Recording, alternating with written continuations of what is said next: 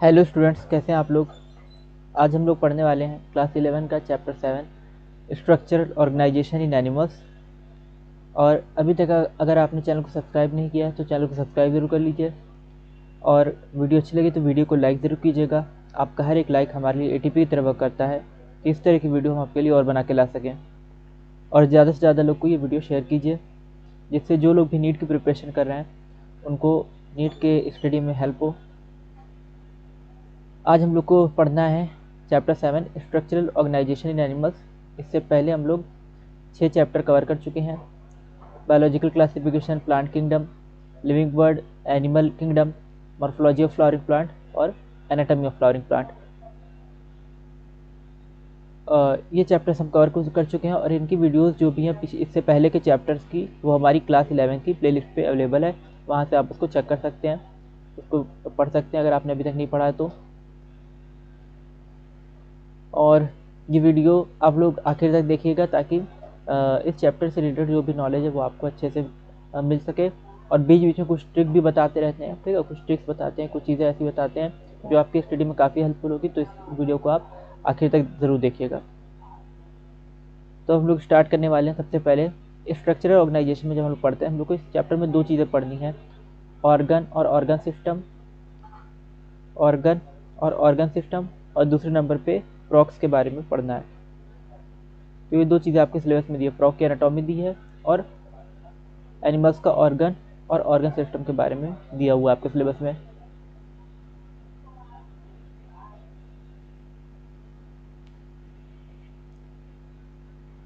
तो यहाँ पे हम लोग जब देखते हैं क्या लिखा हुआ है,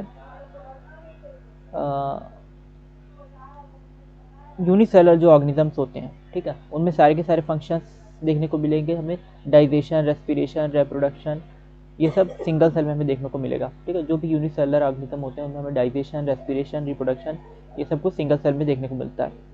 जो कि और कॉम्प्लेक्स बॉडी या मल्टी सेलुलर एनिमल्स होते हैं, ठीक है। कॉम्प्लेक्स बॉडी या मल्टी सेलुलर एनिमल्स होते हैं तो उनमें कुछ बेसिक फंक्शंस देखने को मिलते हैं जो डिफरेंट सेल्स जिसको करती हैं ऑर्गेनाइज्ड मैनर में, ठीक है। तो सेल्स का डिफरेंट सेल्स का ग्रुप होता है जिसको हम टिश्यू बोलते हैं, और वो अलग अलग फंक्शन परफॉर्म करती हैं।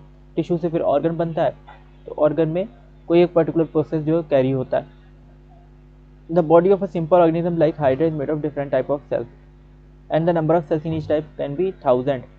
हाइड्रा में जैसे हम लोग देखते हैं, ठीक है, सिलेंट्रेटा में आता है हाइड्रा, तो इसमें डिफरेंट टाइप्स की हमको सेल देखने को मिलती हैं और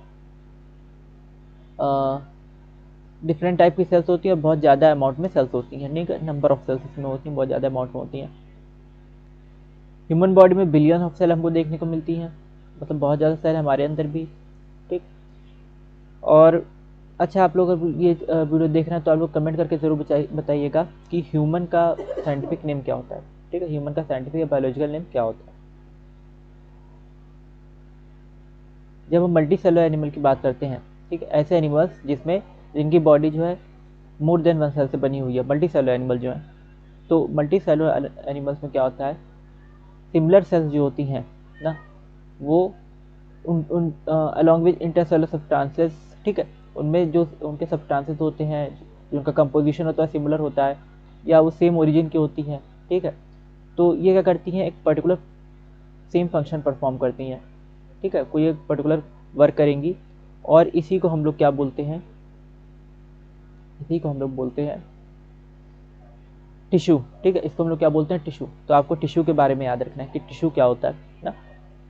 इस ऑर्गेनाइजेशन को हम लोग क्या बोलेंगे, टिश्यू। तो सेल्स का ऐसा ऑर्गेनाइजेशन जिसका स्ट्रक्चर सेम होता है, जिसका कंपोजिशन सेम होता है और जिसका ओरिजिन भी सेम होता है, उसको हम लोग बोलते हैं टिश्यू, ठीक है।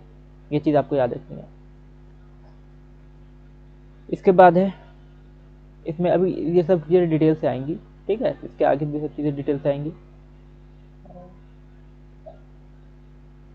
4 तरह के हमको टिश्यूज़ देखने को मिलते हैं, ठीक है। 4 बेसिक टाइप के टिश्यूज़ होते हैं। और कोई भी एनिमल होगा जिसको मल्टी सेलुलर कॉम्प्लेक्स एनिमल है, मल्टी सेलुलर, उसमें 4 टाइप्स के टिश्यूज़ देखने को मिलते हैं। और ये स्टमक में, लंग में, हार्ट में, किडनी, इन सब जगहों पे अरेंज होते हैं, ठीक है। अब जब 2 या 2 से ज़्यादा इन टिश्यू से फिर ऑर्गन बनता है, और ऑर्गन जो जब कॉमन फंक्शन परफॉर्म करते हैं, अलग अलग ऑर्गन जब कॉमन फंक्शन परफॉर्म करते हैं फिजिकल या केमिकल इंटरेक्शन के बेसिस पे, तो इसको हम लोग क्या बोलते हैं, ऑर्गन सिस्टम। तो ये भी याद रखना है कि जब टिश्यू से, सिमिलर टिश्यू से मिलकर एक ऑर्गन बनेगा और डिफरेंट ऑर्गन से मिलके जो कि एक सेम फंक्शन में हेल्प कर रहे हैं, तो उससे क्या बनेगा, ऑर्गन सिस्टम। जैसे हम लोग एक सिंपल एग्जांपल लेते हैं डाइजेस्टिव सिस्टम का। तो डाइजेस्टिव सिस्टम में क्या आता है, माउथ भी आता है, टंग भी आती है, माउथ, टंग, सैलिवरी ग्लैंड्स और ईसोफेगस, स्टमक, बहुत सारे अलग अलग ऑर्गन हैं, देखने में भी अलग हैं और उनके फंक्शन कुछ ना कुछ अलग हैं। ठीक है, स्टमक है, इंटेस्टाइन है, अलग अलग तरह से वर्क कर रहे हैं, लेकिन सब ये सब किस में हेल्प कर रहे हैं, ये जो माउथ है और ईसोफेगस है, जो स्टमक, इंटेस्टाइन है, ये सब किस में हेल्प कर रहे हैं, डाइजेशन में हेल्प कर रहे हैं। ये सारे के सारे ऑर्गन डाइजेशन में हेल्प कर रहे हैं। तो इसलिए इसको हम लोग एक सिस्टम बोलेंगे जिसको बोलेंगे डाइजेस्टिव सिस्टम। ठीक है, तो सिमिलर फंक्शन परफॉर्म करने वाले ऑर्गन्स के ग्रुप को हम लोग क्या बोलते हैं, एक पर्टिकुलर सिस्टम बोल देते हैं। जैसे डाइजेशन का जो फंक्शन परफॉर्म कर रहे थे जो भी ऑर्गन, या डाइजेशन में किसी भी तरह से हेल्प कर रहे थे, तो एक पर्टिकुलर डाइजेस्टिव सिस्टम बना लेते हैं। इसके बाद हमारा रेस्पिरेटरी सिस्टम। रेस्पिरेटरी सिस्टम इसमें क्या आता है, नोज आती है, फेरिंग्स आती है, लैरिंग्स आती है और ट्रैकिया आते हैं, एल्वुलाई, ट्रैकिया हो गए, और इसमें ब्रोंक्यूल्स होते हैं, एल्वुलाई होते हैं और लंग्स होते हैं। तो लंग्स जो होते हैं, लंग्स में ही एल्वुलाई होता है ना। तो ये पूरा जो एक इसका स्ट्रक्चर है, इसको बोलेंगे रेस्पिरेटरी सिस्टम, एक पूरा ग्रुप जो है डिफरेंट ऑर्गन का। ठीक है, नोज का काम अलग होता है और ट्रैकिया का काम अलग होता है, लैरिंक्स का काम अलग होता है, सबका काम अलग अलग है, लेकिन सब कहीं ना कहीं इसमें जो है रेस्पिरेशन में हेल्प कर रहे हैं या किसी भी तरह से मदद कर रहे हैं। तो ये एक पर्टिकुलर जो इनका ग्रुप है, इसको क्या बोलते हैं, रेस्पिरेटरी सिस्टम। तो डिफरेंट ऑर्गन के ग्रुप्स को हम लोग बोलते हैं रेस्पिरेटरी ऑर्गन सिस्टम। और इसके बाद ऑर्गन सिस्टम के बाद आता है cell, tissue, organ and organ system. इनमें डिवीजन ऑफ लेबर देखने को मिलेगा और ये बॉडी के सर्वाइवल के लिए ज़रूरी होता है। एज अ होल अगर बॉडी का सर्वाइवल होना है तो उसके लिए कंट्रीब्यूट करते हैं, नेसेसरी होते हैं।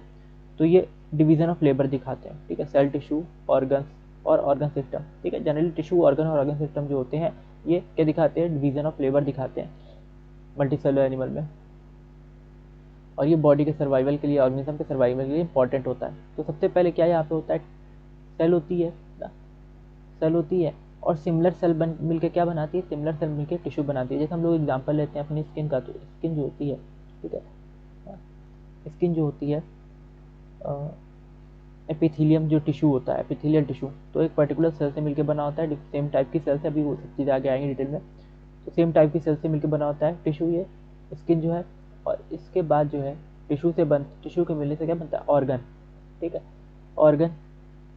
तो डिफरेंट टाइप के टिश्यू जब मिलते हैं, एपिथेलियम टिश्यू और डिफरेंट टाइप के टिश्यू जो होते हैं वो सब मिलते हैं, तो पूरा एक ऑर्गन सिस्टम बना लेंगे, ऑर्गन बना लेंगे। और ऑर्गन से फिर क्या बनता है, ऑर्गन सिस्टम, ओएस बनता है, ऑर्गन सिस्टम। और ऑर्गन से फिर ऑर्गेनिज्म बनता है, यानी बॉडी बनती है, बी लिखते हैं बॉडी। तो सेल से टिश्यू, टिश्यू से ऑर्गन, ऑर्गन से ऑर्गन सिस्टम, ऑर्गन सिस्टम से बॉडी।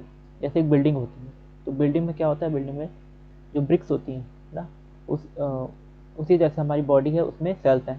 तो बिल्डिंग में जैसे बिल्डिंग ब्रिक्स से बनी होती है, ईंटों से बनी होती है, उसी तरह से हमारी बॉडी किससे बनी है, सेल से बनी है। अब इसके बाद उस ब्रिक से जो है वॉल वगैरह बनाई जाती है।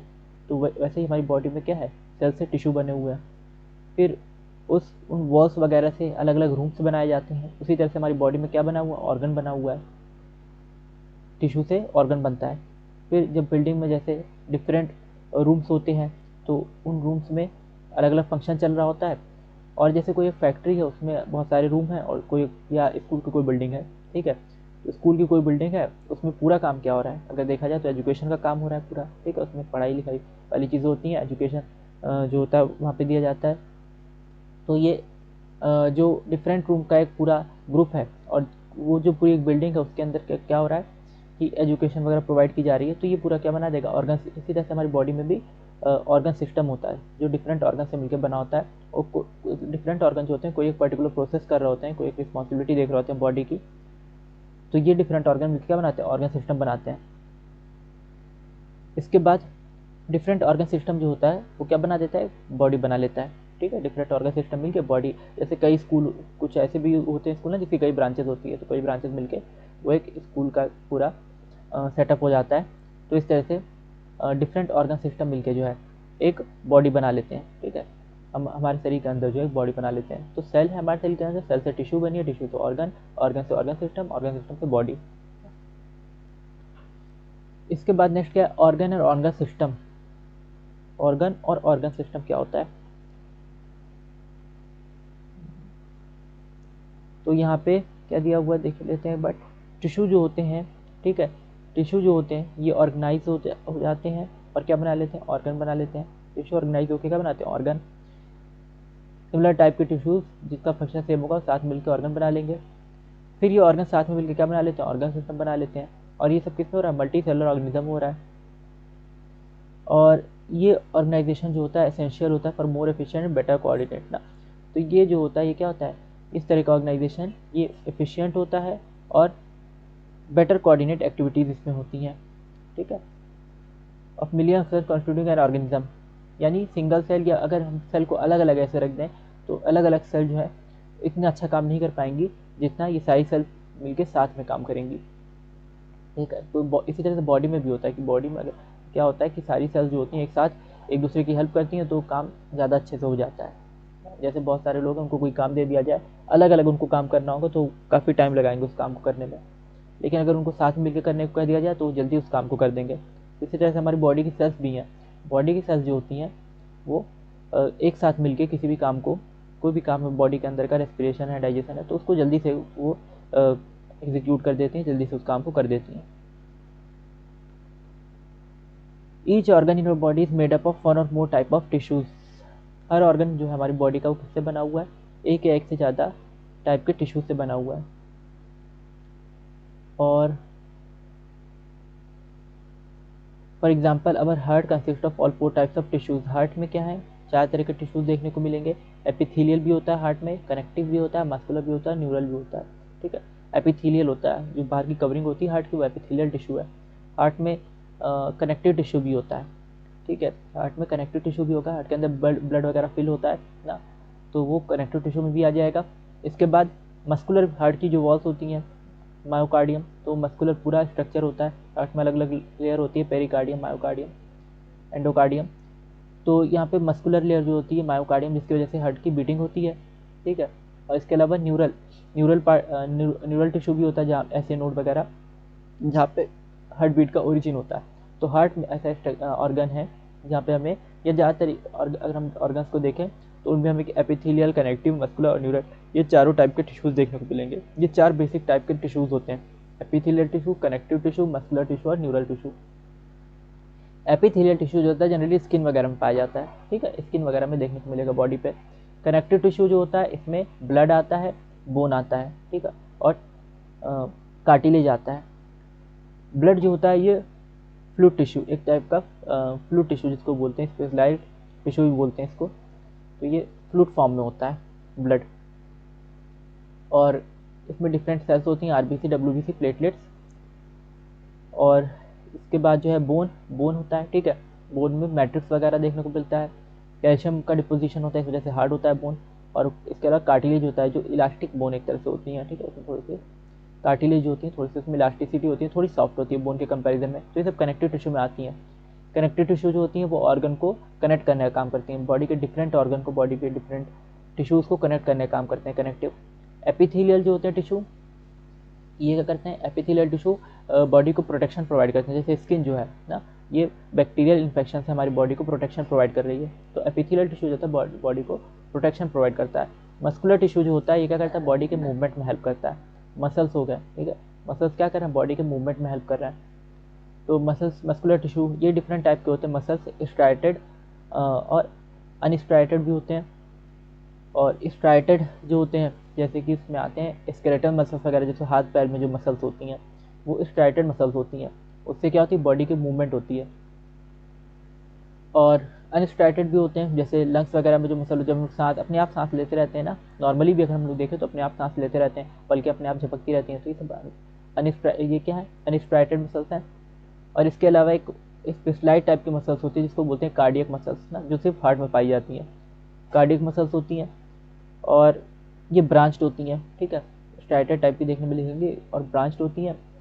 और ये क्या होती है कि अपने आप पूरी जो है कोई भी बच्चा जब बेबी जब बनता है, ठीक है, तो उसके फर्स्ट मंथ में ना, कोई भी बच्चा जब उसका फॉर्मेशन होता है, यानी प्रेगनेंसी के जो स्टेप्स होते हैं, तो उसके फर्स्ट मंथ में हार्ट का फॉर्मेशन हो जाता है और तब से उसका दिल धड़कना चालू कर देता है। तो वो उसका दिल जब धड़कता रहता है, उसमें कार्डियक मसल्स जो होती हैं वो काम करना चालू कर देती हैं। वो कार्डियक मसल्स जो है जीवन भर जो है उसके पूरी लाइफ स्पैन में काम करती रहती हैं, उसके बर्थ के बाद भी, और जब तक वो बूढ़ा नहीं हो जाता है, जब तक उसकी डेथ नहीं हो जाती, तब तक वो कार्डियक मसल क्या होती है, कंटिन्यूसली जो है बीट कर अपना वर्क करती रहती हैं, यानी बीटिंग का जो उनका काम है, हार्ट की बीटिंग का जो काम होता है, तो वो करती रहती हैं। तो कार्डियक मसल हमारी बॉडी में ऐसी मसल है जो कंटिन्यूसली जो होती है वर्क करती रहती है। इसके अलावा बाकी सब मसल्स जो होती हैं अपने अपने टाइम पे उनके रिलैक्स भी करती हैं। जैसे हम लोग जब स्लीप करते हैं तो काफ़ी मसल्स रिलैक्स करती हैं, लेकिन कार्डियक मसल जो होती है वो क्या होती है, हर टाइम वर्क करती रहती है। तो ये मसल्स डिफरेंट फॉर्म की होती हैं। इसके अलावा न्यूरल जो हम लोग देखते हैं, नर्व टिश्यू में न्यूरॉन आता है। न्यूरॉन कहाँ कहाँ पे होते हैं, तो ब्रेन और स्पाइनल कॉर्ड में होते हैं, ठीक है, ब्रेन और स्पाइनल कॉर्ड में होते हैं। और ये न्यूरॉन्स जो होते नर्वस न्यूरल टिश्यू या बोलते हैं नर्वस सिस्टम जिसको हम लोग बोलते हैं, ये सब मिलके न्यूरल टिश्यू मिलकर नर्वस सिस्टम बनाता है। तो इसकी जो यूनिट होती है वो न्यूरॉन होती है। इसकी यूनिट क्या होती है, न्यूरॉन। और न्यूरॉन जो होती है स्पेशलाइज टाइप की सेल्स हैं, इसमें इलेक्ट्रिकल इम्पल्सेस जो हैं ये कैरी करती हैं। तो न्यूरॉन इलेक्ट्रिकल इम्पल्सेस कैरी करती हैं। इन सब के बारे में भाई आगे डिटेल्स की चीज़ें आएंगी। और इसके बाद है, तो ये 4 टाइप के हमारे अंदर टिश्यूज़ होते हैं। एपिथेलियल टिश्यू स्किन में जो है बॉडी को क्या कर रहा है, ये बॉडी को प्रोटेक्शन दे रहा है। कनेक्टिव टिश्यू डिफरेंट ऑर्गन को जोड़ रहा है, और कहाँ पे होता है, बोन में, ब्लड में, कार्टिलेज में। मस्कुलर टिश्यू कहाँ पे होता है, हमारे मसल्स में होता है, और ये मूवमेंट बॉडी को देता है। न्यूरल टिश्यू बॉडी के कोऑर्डिनेशन के लिए जरूरी होता है, ठीक है। नर्वस टिश्यू बॉडी का कोऑर्डिनेशन बनाए रखता है, एक साथ सारे ऑर्गन काम करते रहते हैं, तो ये न्यूरल टिश्यू से होता है। ब्रेन और स्पाइनल कॉर्ड में होता है। यहाँ पे एक डेफिनेशन दी हुई है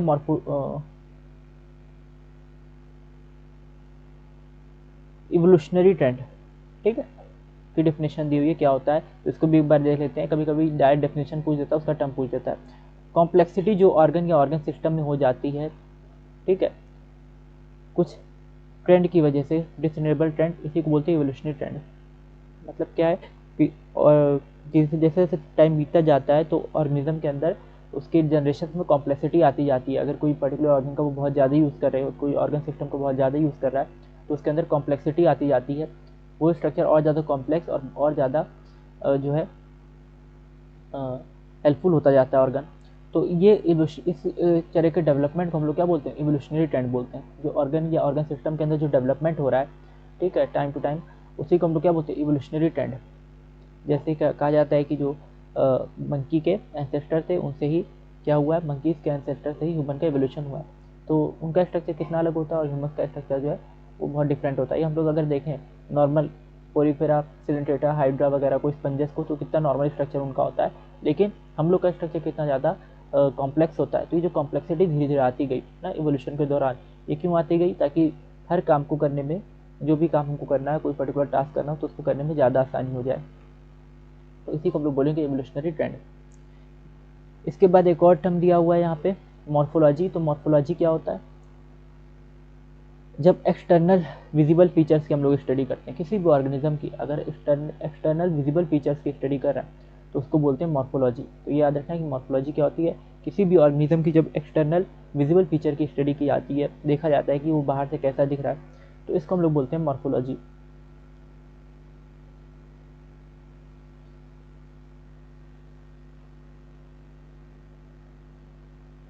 इसके बाद है एनाटॉमी। एनाटॉमी में हम लोग इंटरनल ऑर्गन की स्टडी करते हैं, ठीक है। जो ये कुछ बेसिक डिफिनेशंस हैं जो यहाँ पे स्ट्रक्चर ऑर्गेनाइजेशन इन एनिमल्स को पढ़ने से पहले समझना जरूरी है। तो इंटरनल एनाटॉमी क्या होती है, एनाटॉमी जो होती है इंटरनल ऑर्गेनाइजेशन है। जब किसी भी एनिमल को हम लोग कट करके देखेंगे तो उसके अंदर जो भी ऑर्गन्स वगैरह दिखाई देंगे, या जो उसके टिश्यूज़ होंगे उसका सेक्शन लेंगे तो टिश्यूज़ के अंदर जो चीज़ें दिखेंगी, तो वो सब होता है एनाटॉमी।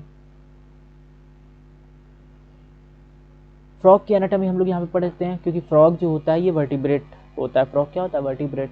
अभी इसका हम लोग जब क्लासिफिकेशन पढ़ रहे थे तो वहाँ पे हमने क्लासिफिकेशन पढ़ा था फाइलम कॉर्डेटा में। फाइलम कॉर्डेटा होता है, फाइलम कॉर्डेटा में जिसमें नोटोकॉर्ड होती है। अब वो फाइलम कॉर्डेटा के बाद हमने पढ़ा था कि उसमें भी डिवीज़न होता है, वर्टिब्रेट आते हैं। वर्टिब्रेट में क्या होती है, वर्टिब्रल कॉलम होती है। और इसके बाद यानी जिसमें क्या होता है, कि जो उसकी नोटोकॉर्ड होती है वो वर्टिब्रल कॉलम में डेवलप हो जाती है।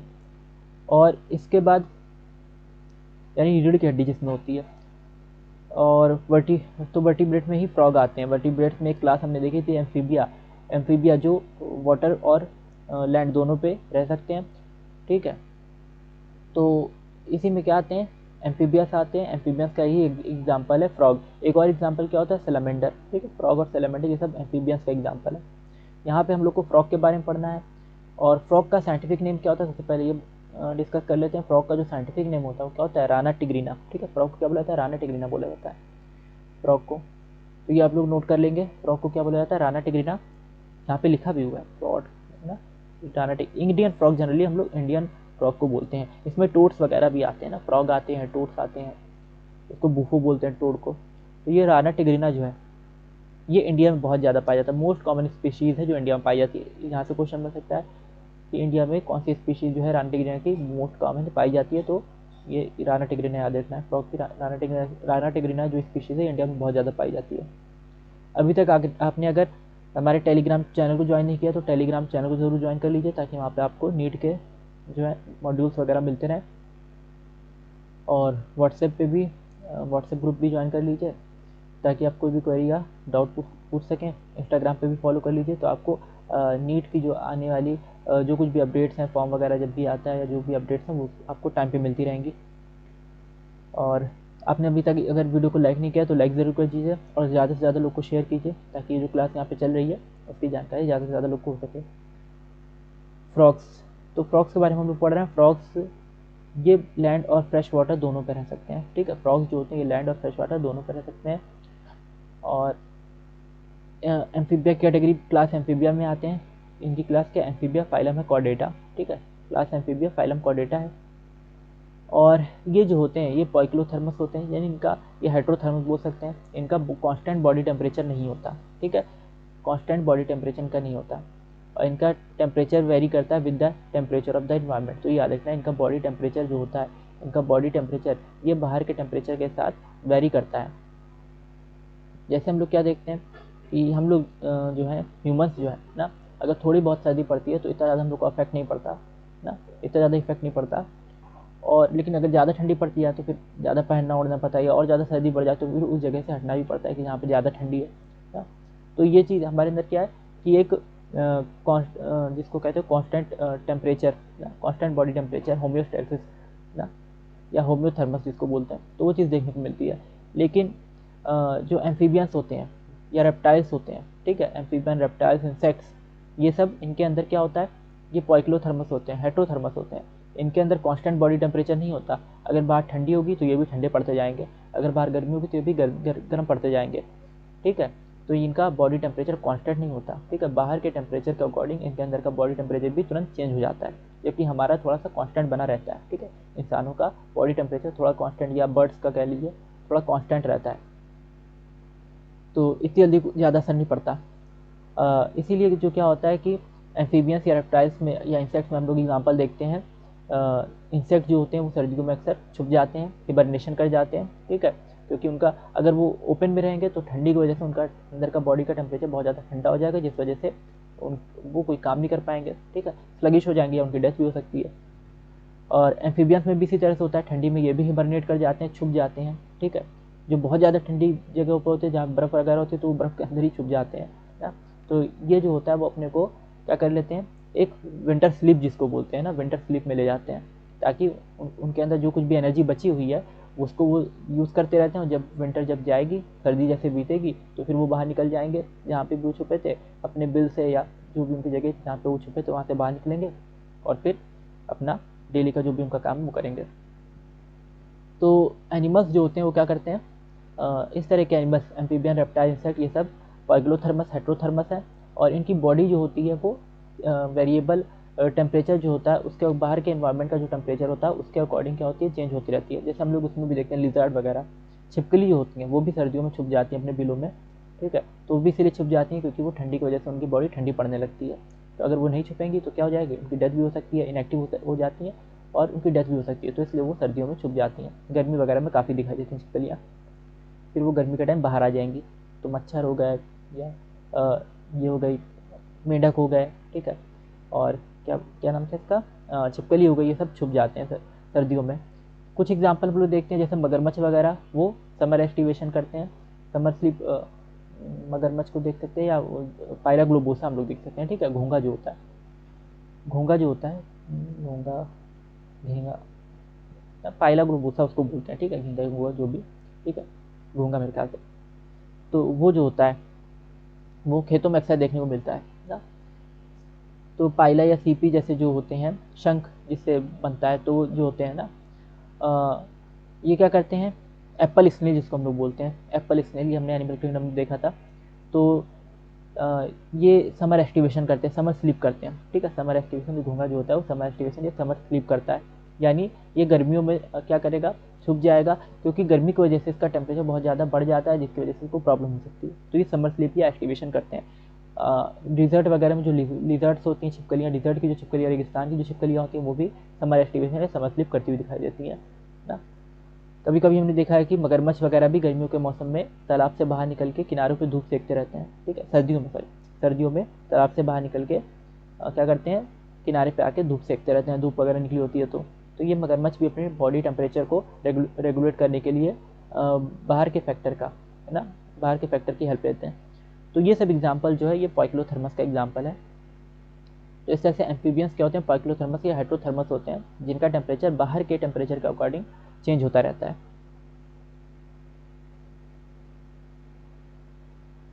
तो कुछ फ्रॉग्स जो होते हैं, अच्छा, इनको कोल्ड ब्लडेड भी कहा जाता है। इस तरह के एनिमल्स को, पाइक्लोथर्मस, हेट्रोथर्मस को कोल्ड ब्लडेड भी कहा जाता है, यानी इनके ब्लड की जो हीट होती है वो मेंटेन नहीं रह पाती है, बाहर के अकॉर्डिंग चेंज होती रहती है। अगर बाहर ठंडी होगी तो ब्लड भी ठंडा होने लगेगा इनका, अगर बाहर गर्मी होगी तो ब्लड भी ज़्यादा गर्म हो जाएगा।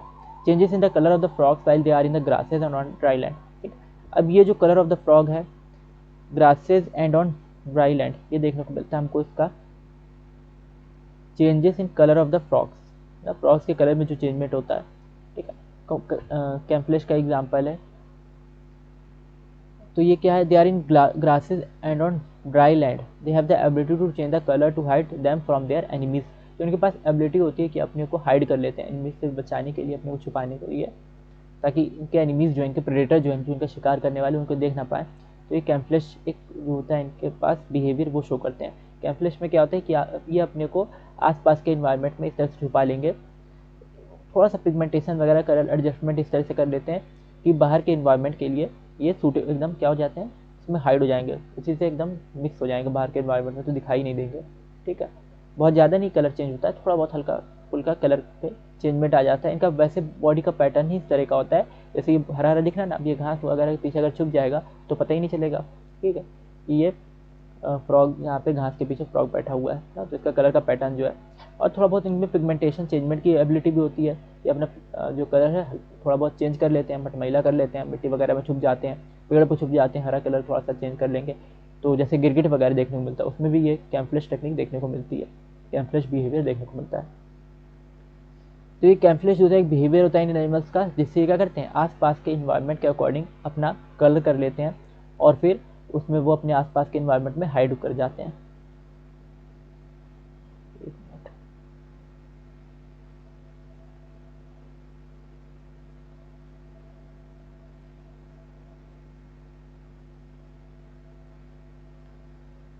The protective colouration is called mimicry. इस तरह के प्रोटेक्टिव जो इनका कलरेशन होता है उसको हम लोग क्या बोलते हैं, मिमिक्री बोलते हैं। इनके प्रोटेक्टिव कलरेशन को मिमिक्री बोलते हैं, यानी मिमिक्री शो करते हैं, और ये इनके प्रोटेक्शन में हेल्प करता है।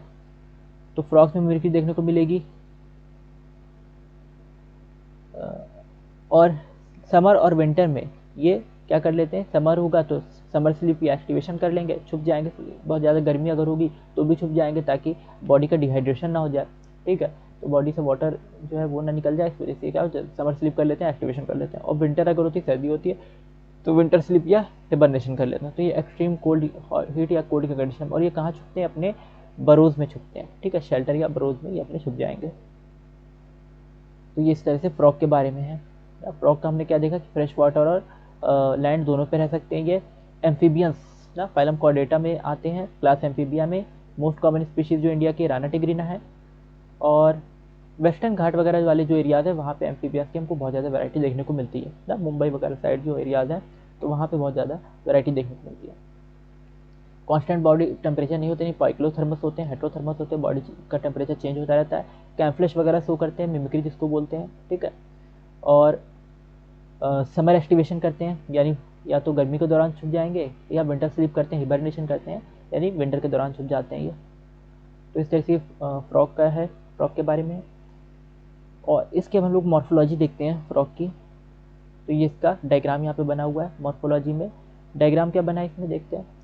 ये इसका हेड दिया है, ठीक है। बॉडी जो होती है हेड, ठीक है, हेड और ट्रंक, हेड और ट्रंक में डिवाइड होती है।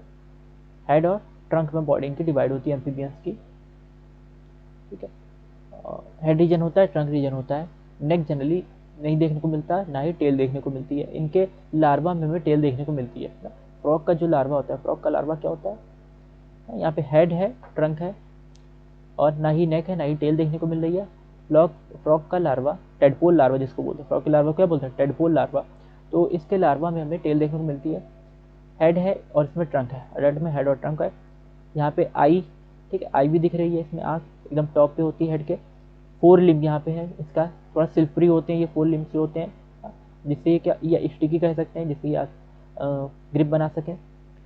इस तरह के होते हैं। मॉइस्ट स्किन इनकी होती है, इनकी स्किन जो होती है ना नम होती है, मॉइस्ट, जिसके थ्रू रेस्पिरेशन करते हैं। तो ये अपने लंग्स के अलावा, इनमें लंग्स होता है, ठीक है, रेस्पिरेशन के लिए, और लंग्स के अलावा ये अपनी स्किन से भी रेस्पिरेशन करते हैं, यानी थोड़ी बहुत एक्वाटिक इनमें अडाप्टेशन भी होती है। तो ये अपने लंग्स से भी रेस्पिरेशन करते हैं। और 4 लिम्ब है, हिंड लिम्ब है, ये ट्रंक है, आगे 2 पैर हैं, पीछे 2 पैर हैं, ठीक है। और ये ट्रंक है इनका, स्टमक वाले रीजन, हेड है, आई है, ये सब चीज़ें इसमें देखने को मिलती हैं। तो इसकी स्किन जो होती है ये स्मूथ और स्लिपरी होती है। म्यूकस क्योंकि इस पे पाया जाता है ना, बहुत चिकनी चिकनी होती है, ऊपर इसके म्यूकस होता है स्किन पे, जिससे कि ये क्या करते हैं, इनकी स्किन मॉइस्ट रहती है, ठीक है। और इससे मॉइस्ट स्किन से रेस्पिरेशन करने में आसानी इनको होती है। Dorsal side of a body, colour जो होता है डॉर्सल साइड का,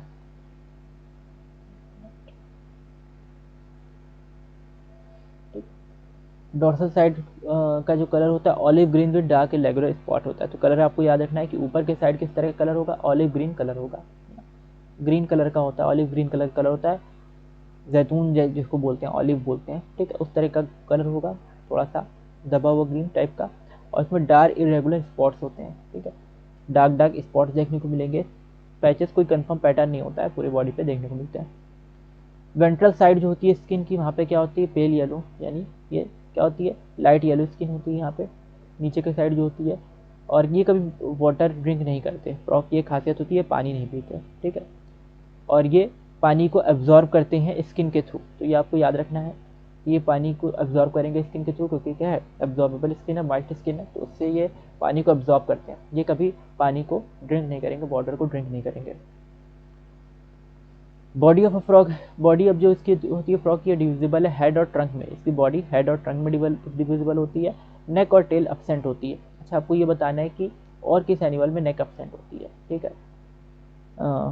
फ्रॉग में, बर्ड्स में, फिशेज में, ह्यूमंस में। तो फ्रॉग में तो एब्सेंट है, बाकी और किस एनिमल में नेक एब्सेंट है। Mouth, above the mouth a pair of nostril is present, mouth के ऊपर एक पेयर नॉस्ट्रिल भी यहाँ पे देखने को मिलते हैं, ठीक है। नॉस्ट्रिल क्या होती है, जो नोज की ओपनिंग होती है, जिस तरह से नोज में ओपनिंग होती है, जिसके थ्रू ऑक्सीजन यानी एयर जो होती है इन या आउट करती है, ठीक है, एंटर करती है, बॉडी से एग्जिट करती है। तो ये नॉस्ट्रिल्स भी इसमें देखने को मिलेगी।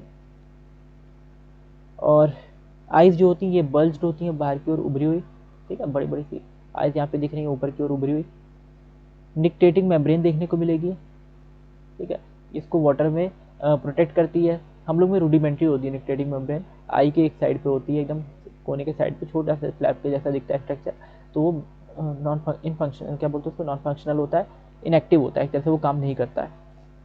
लेकिन फ्रॉग में जो है ये निक्टेटिंग मेम्ब्रेन क्या होती है, फंक्शनल होती है। और वाटर में जब ये जाएंगे तो ये इस तरह से फ्लैप जो है ना, एक इसको बंद कर लेंगे निक्टेटिंग मेम्ब्रेन को, तो उस फ्लैप से क्या होगा कि वाटर जो है इनके आइज में नहीं जाने पाता। तो ये निक्टेटिंग मेम्ब्रेन जो होती है ये इनकी आई को प्रोटेक्शन करती है वाटर में, ताकि वाटर में जो है जब ये पानी में जाए तो वाटर जो है इनकी आँख में ना चला जाए, ठीक है। ये निक्टेटिंग मेम्ब्रेन होती है। वर्टिकली ये क्या करती है, क्लोज होती है। On other side of eye the membranous tympanum ear receive sound signals. ठीक है, मेम्ब्रेनस यहाँ पे टेम्पेनम देखने को मिल रहा है, मेम्ब्रेनस इस तरह का टेम्पेनम होता है, रेप्टाइल्स वगैरह में भी देखने को मिलता है। तो ये मेम्ब्रेनस टेम्पेनम ईयर जिसको बोलते हैं ये चीज़ होती है, और ये साउंड को रिसीव करती है। जैसे हम लोग में कान इस तरह से हैं, ईयर्स हैं ना, फ्लैप्स हैं इस तरह के, तो ये इस फ्लैप टाइप का स्ट्रक्चर में नहीं होता, इनमें सिर्फ मेम्ब्रेनस टेम्पेनम या डायरेक्ट इनर ईयर जैसे ना हम लोग का, ठीक है, उस तरह का स्ट्रक्चर में देखने को मिलेगा। तो ये मेम्ब्रेनस टेम्पेनम डायरेक्ट होती है, हम लोग के इनर ईयर में मेम्ब्रेनस टेम्पेनम होती है। बाहर से फ्लैप दिखता है इस तरह का, या ईयर पिन्ना दिखते हैं, तो ईयर पिन्ना इसमें नहीं पाए जाएंगे, इसमें डायरेक्ट मेम्ब्रेनस टिम्पैनम होती है, जिसपे साउंड जब पड़ता है तो रिसीव करते हैं, उसको ये सुनते हैं। Four limbs and hind limbs help in swimming, walking and leaping and burrowing. इनके फोर लिम्स जो होते हैं, ठीक है, और हिंड लिम्स ये इनके एक्टिविटी के अकॉर्डिंग अडाप्टेबल होते हैं। तो ये स्विमिंग का काम करते हैं, ठीक है, वॉकिंग का काम करते हैं, लीपिंग और बरोइंग इन सब में हेल्प करते हैं। तो इनके जो लिम्स होते हैं ये स्विमिंग, वॉकिंग, लीपिंग और बरोइंग में हेल्प करते हैं, यानी तैरने में, चलने में, उछलने में, और अपने लीप करते हैं ना, फ्रॉग बहुत ज़्यादा ऊँचे ऊँचे जंप करते हैं, लीप करते हैं, तो अब बरो करने में, ठीक है, ये गड्ढा वगैरह बिल बनाने में, इसमें भी हेल्प करेंगे। Hind limbs and in 5 digits, hind limb में 5 डिजिट्स होते हैं और बड़े बड़े होते हैं, लार्जर होते हैं, क्योंकि लीपिंग उछलने वगैरह के लिए इनको हेल्प करते हैं। ये बड़े बड़े जो डिजिट्स होते हैं और मस्कुलर होते हैं, ठीक है। और एक कैंगरू भी होता है, कैंगरू में भी क्या होते हैं, हिंड लिम्स जो होते हैं बहुत ज़्यादा मस्कुलर होते हैं और बड़े बड़े उसमें लिम्स होते हैं, और वो भी लिपिंग में हेल्प करते हैं कैंगरू की। तो ये जो है यहाँ पे फ्रॉग में हिंड लिम्स जो है 5 डिजिट्स इसमें हैं, बड़े बड़े लार्जर हैं ये इनके हिंड लिम्स और मस्कुलर हैं। फोर लिम्स में 4 डिजिट्स हैं, 4 लिम में 4 डिजिट्स हैं, 4 उंगली टाइप का स्ट्रक्चर है। वेब डिजिट्स होते हैं, ये इनके उंगलियों के बीच में वेब होता है, स्विमिंग में हेल्प करते हैं, तैरने में, ठीक है। वेब्स जैसे डक वगैरह में देखने को मिलता है वेब, ठीक है, फ्रॉग के अलावा डक्स में भी वेब देखने को मिलेगा। तो इनकी उंगलियों के बीच में इस तरह से वेब होता है, पाद जाल इसको हिंदी में क्या कहते हैं, पाद जाल कहते हैं, इस टाइप का स्ट्रक्चर है, तैरने में ही हेल्प करता है, ठीक है। फ्लैप जैसा स्ट्रक्चर होता है, तो इससे पानी का ये पैडल की तरह काम करेगा, चप्पू की तरह इसको चलाएंगे, पानी को पीछे की तरफ फेंकेगा। तो ये वेब्ड जैसा स्ट्रक्चर होता है, वेब के जैसा स्ट्रक्चर होता है। फ्रॉग एग्जिबिट सेक्सुअल डायमॉर्फिज्म, उंगलियों के बीच में है ना ये वेब। इसके बाद क्या, फ्रॉग में सेक्सुअल डायमॉर्फिज्म देखने को मिलता है, यानी मेल फीमेल जो है वो डिस्टिंक्ट पता चल जाते हैं। Male frogs can be distinct by the presence of sound producing vocal sacs. अच्छा, ये कैसे पता चलेंगे, तो मेल का जो साउंड होता है वो अलग होता है, ठीक है, और में कॉपलेटरी पैड जो होगा फर्स्ट डिजिट पे कॉपलेटरी पैड वगैरह देखने को मिलेगा, ठीक है। और फीमेल फ्रॉग में ये सब चीज़ एब्सेंट होती है। तो मेल जो होते हैं वो टर्टर करते रहते हैं, तो ये रिप्रोडक्टिव सीजन जब इनका होता है तो उसमें ये टर्टर करते हैं। इंसेक्ट्स हो गए या एम्फीबियंस हो गए, तो ये सब आवाज़ कब निकालते हैं, साउंड कब प्रोड्यूस करते हैं, जब इनका रिप्रोडक्टिव सीजन होता है, ठीक है। तो उस टाइम पे बहुत ज़्यादा, जैसे झिंगुर भी होता है, तो जब रिप्रोडक्शन का इनका सीजन होता है उस टाइम पे वो क्या करते हैं, आवाज़ें निकालते हैं, अपना क्रिकेट जो होते हैं उस तरह का साउंड निकालते हैं। तो उसी तरह से ये फ्रॉग जो है मेढक, ये भी टर्टर की आवाज़ करते हैं जब इनका रिप्रोडक्टिव सीजन आता है। तो ये एक डिफरेंस देखने को मिलता है, जो मेल्स होते हैं वो इस तरह की आवाज़ निकालते हैं, फीमेल्स में ये चीज़ नहीं देखने को मिलती। तो ये मेल में सेक्सुअल डायमॉर्फिज्म होता है, मेल अलग तरह के कैरेक्टरिस्टिक्स शो कर रहे हैं और फीमेल कुछ अलग तरह के कैरेक्टरिस्टिक्स शो करेंगी, उस तरह के लेकिन नहीं करेंगे। तो ये वोकल सैक्स में होते हैं, साउंड प्रोड्यूसिंग वोकल सैक्स हैं जो ये टर्टर की आवाज़ निकालते हैं जिससे ये, और कॉपलेटरी पैड होता है, कॉपलेटरी पैड है, ठीक है। कहाँ पे लोकेशन याद रखनी, एग्जाम में लोकेशन आ सकती है, फर्स्ट डिजिट पे होता है, ठीक है। तो कहाँ पे होता है कॉपलेटरी पैड, फर्स्ट डिजिट पे इनके कॉपलेटरी पैड होता है, लिम्स के जो पहला डिजिट होगा उस पर होगा। ग्रैब फीमेल को ग्रैब रिप्रोडक्शन के दौरान जो है या मीटिंग के दौरान क्या करते हैं, उससे ग्रैब करते हैं, तो ये फर्स्ट डिजिट यहाँ पे कॉपलेटरी पैड वगैरह दिया हुआ है। इतनी चीज़ें हमने पढ़ी फ्रॉग के बारे में कि क्या क्या था फ्रॉग में जो है स्किन जो है इसकी स्मूथ है, स्लिपरी है, म्यूकस उसके ऊपर, स्किन के ऊपर प्रेजेंट होती है, रेस्पिरेशन में हेल्प करता है ये।